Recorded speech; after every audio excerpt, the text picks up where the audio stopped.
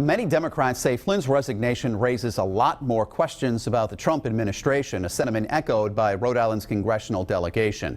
Eyewitness News reporter Steve Nielsen continues our in-depth coverage now live in studio. Steve?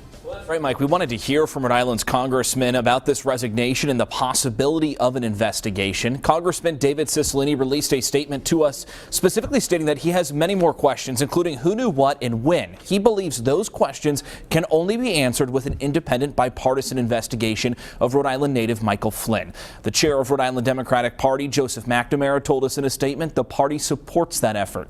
Senator Jack Reed told us from the U.S. Capitol today that testimony from Flynn would be useful to answer many questions and would likely lead to other questions that would need to be answered. He told us what this says about the president's administration.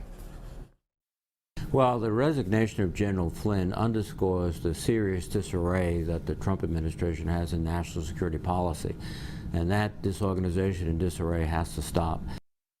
Coming up on Eyewitness News at 6, I speak with our political analyst Joe Fleming about what this means for Rhode Island, considering up until yesterday there was a Rhode Islander in the West Wing who had the president's ear.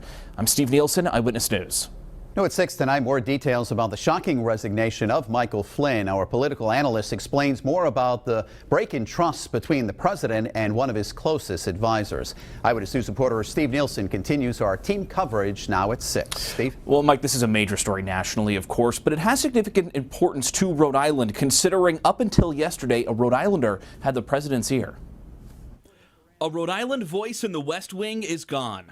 You can't keep things from the Vice President and the President of the United States. After Rhode Island native National Security Advisor Michael Flynn resigned less than a month in, we spoke with Eyewitness News political analyst Joe Fleming about what it means. They're saying this is about trust. There was no legal concern.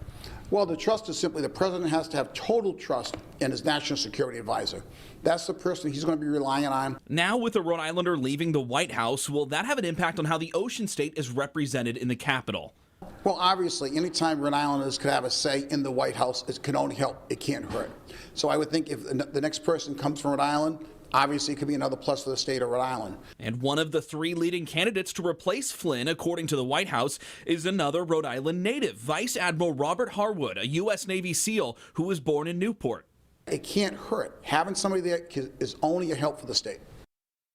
And you heard just a few moments ago, Patrick Little out in D.C. asked Sean Spicer about the possibility of an investigation. Rhode Island Congressman David Cicilline is one of many Democrats calling for that. And Senator Jack Reed said testimony from Flynn would be helpful and would likely lead to more questions that would need to be answered. I'm Steve Nielsen, Eyewitness News.